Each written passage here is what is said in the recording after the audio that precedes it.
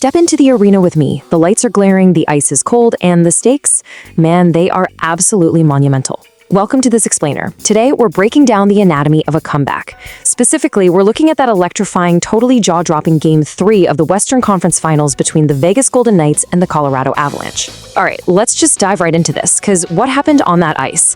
You really have to see it broken down moment by moment to truly comprehend it. 5. That is the magic number. 5 unanswered, absolutely spectacular goals by the Vegas Golden Knights. I mean, it's the kind of offensive explosion that literally shakes a stadium to its core. But wait a second. Let's take a breath here. Before we get to that massive high, we gotta go down. Deep down. Because to really get how towering the peak of this comeback was, you have to understand the absolute brutal 3-0 hole they had to climb out of first. Honestly, it was a suffocating deficit that would have buried pretty much anyone else. The sheer contrast here is just undeniable. Vegas was staring down an imposing mountain. I mean, think about it. The Colorado Avalanche were the NHL's absolute top seed. They stormed into this postseason with an untouchable 8-1 record. A certified juggernaut, right? But then, suddenly, that exact same dominant Avalanche team finds themselves staring down a devastating, claustrophobic 0-3 series hole against Vegas. It's just a shocking, sobering reality check. So how exactly does a top seed end up on the absolute brink of elimination? Which brings us to Section 1, the abyss. We're talking disallowed goals and shifting momentum. The action here happens so fast, it'll actually make your head spin. So, there's 7 minutes and 26 seconds left in the first period. Vegas forward Pavel Dorofeyev appears to score this massive power play goal. The Vegas bench absolutely erupts. But wait, the officials immediately wave it off. They go to video review, and it's totally inconclusive. So, bottom line, no goal. The emotional whiplash is just violent. And then, bam. Moments later, while Vegas is still reeling from that, Avalanche forward Jack Drury gets a clean breakaway, dekes Vegas goalie Carter Hart, and sinks a completely heartbreaking shorthanded goal. Just like that, it's a 3-0 Colorado lead. A devastating 2-goal swing in the literal blink of an eye. You could practically feel the anxiety in that building. Moving right along to Section 2, Stars Collide, Managing the Damage.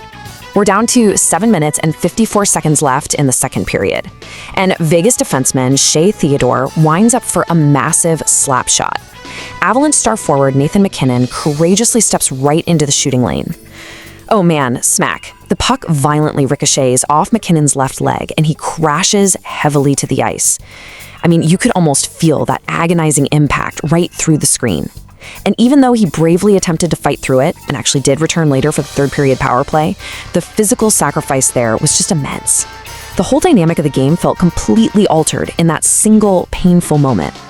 And that sets the stage for Section 3, the climax, a 5-goal resurrection.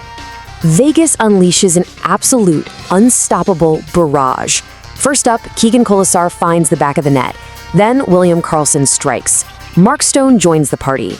By now, the crowd is absolutely deafening. And then comes the go-ahead goal. Tomas Hertl fires it home right at the 8-minute and 21-second mark. Vegas takes the lead. And finally, just to cap it off, Brett Howden seals this miraculous rally with an empty netter with a mere 58 seconds remaining. 5 straight goals, just a complete and total avalanche. Ironically enough, by Vegas. You can just feel the heart swelling here, you know? Spoken right on the Vegas bench to ESPN's Emily Kaplan immediately after the game, Tomas Hertl summed it up perfectly. He said, "It wasn't a great first period for us, but like all season, we knew we could do it. We've come back so many times, this team, we just never quit." I mean, wow, that is not your standard run-of-the-mill post-game soundbite. That's the raw, pulsing heartbeat of a team that stared down an impossible deficit and just completely refused to blink. What a beautiful, undeniable testament to sheer resilience. Which brings us to the ultimate lingering question. Game 4 is officially set for Tuesday night at T-Mobile Arena, and Vegas needs just one more win. Hertl himself said they're going to need everyone for that final push. So, I leave you with this. Can the Colorado Avalanche find a way to survive this crushing pressure, or is the NHL's top seed completely out of time? Thank you so much for joining me for this explainer. Keep your eyes on the ice